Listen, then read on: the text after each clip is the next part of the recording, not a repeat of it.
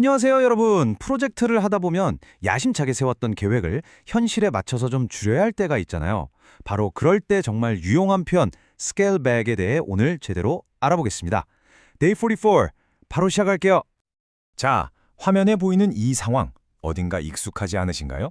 정말 멋진 계획을 세웠는데 갑자기 예산이 줄거나 시간이 부족하다는 새로운 제약이 딱 나타난 거죠. 이럴 때 우리는 어떤 결정을 내려야 할까요? 그 해답이 바로 오늘 우리가 배울 표현 속에 숨어 있습니다. 네, 오늘의 핵심 표현은 바로 scale back입니다. 정의를 보면 계획이나 프로젝트의 크기, 범위 또는 강도를 줄이는 것이라고 되어 있죠. 쉽게 말해서 예산이나 시간, 인력 같은 현실적인 제약 때문에 기존 계획을 좀 축소해야 할 때 쓰는 말이에요. 여기서 정말 중요한 포인트는 이게 취소가 아니라는 거예요.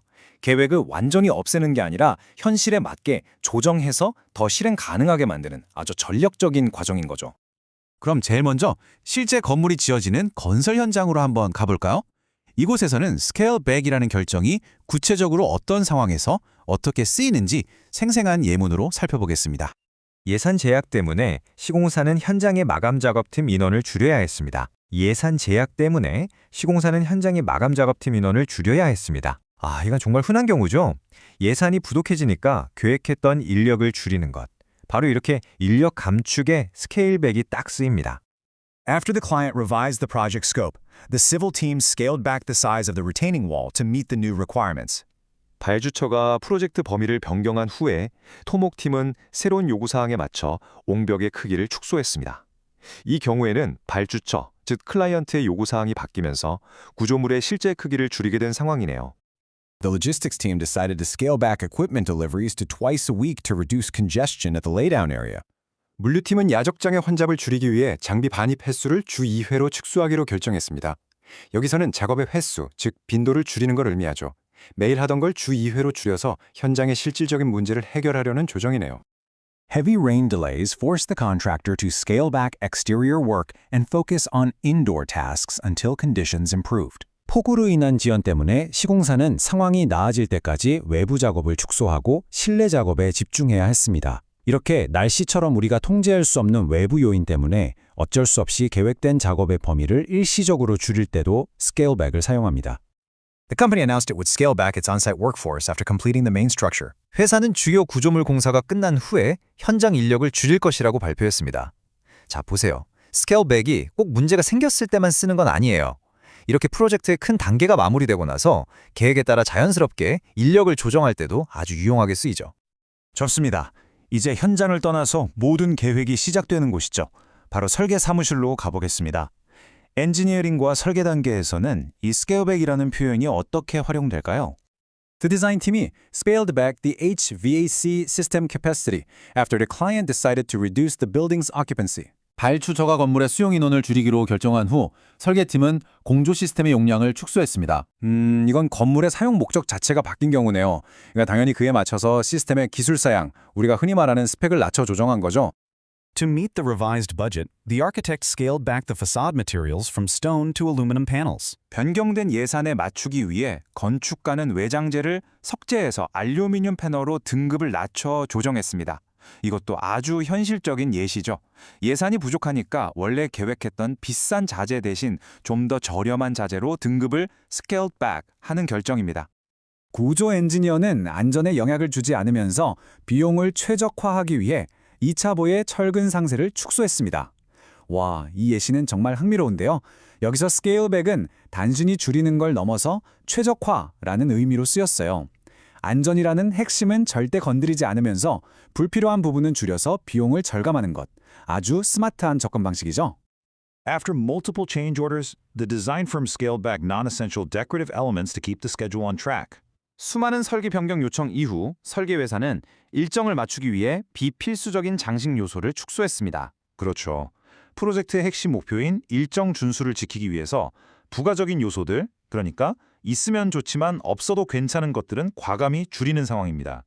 The landscape architect had to scale back the water feature design to comply with sustainability goals. 조경 설계가는 지속 가능성 목표를 준수하기 위해 수경 시설 디자인을 축소해야 했습니다. 이 예시를 보면 꼭 예산이나 시간 때문이 아니더라도 환경 규제 같은 어떤 정책이나 회사의 목표를 달성하기 위해서 계획을 축소할 수도 있다는 걸 알 수 있습니다. 자, 이제 마지막으로 숯불 보는 역할이죠. 프로젝트 전체를 관리하는 프로젝트 매니저, 즉 PM의 관점에서 스케일백이 어떻게 전략적으로 활용되는지 한번 살펴보겠습니다. The PM recommended scaling back non-critical tasks to recover lost time on the main deliverables. PM은 주요 결과물에 대한 지연 시간을 만회하기 위해 덜 중요한 업무들을 축소할 것을 권고했습니다. 네, 일정이 밀리고 있을 때 PM이 가장 먼저 해야 할 일이죠. 핵심 업무에 집중하기 위해서 우선순위가 낮은 일들은 과감히 줄이는 전략적 판단을 내리는 상황입니다. When the funding was reduced, the project board agreed to scale back the Phase 2 scope.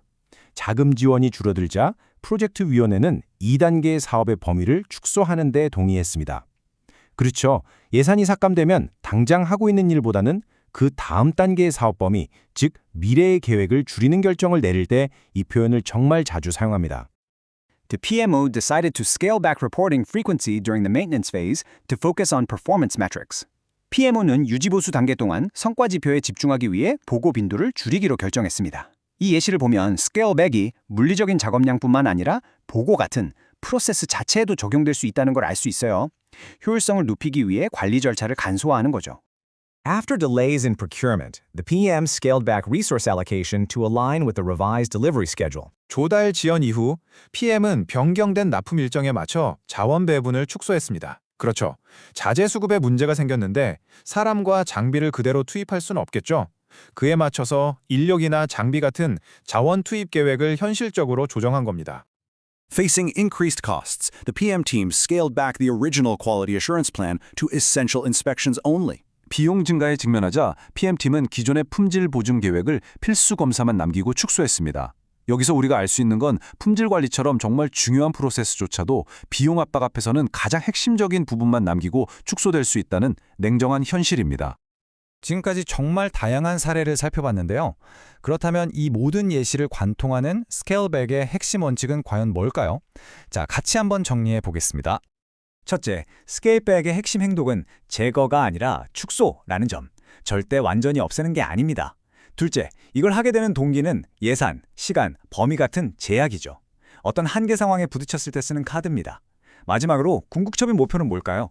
바로 뜬구름 잡는 이상이 아니라 현실에 맞게 조정, adjust reality 하는 것. 이게 바로 스케일백의 진짜 의미입니다. 자, 이제 여러분의 차례입니다. 지금 여러분이 하고 있는 프로젝트 아니면 앞으로의 계획에서 이 스케일백이라는 멋진 도구를 어떻게 사용하시겠어요?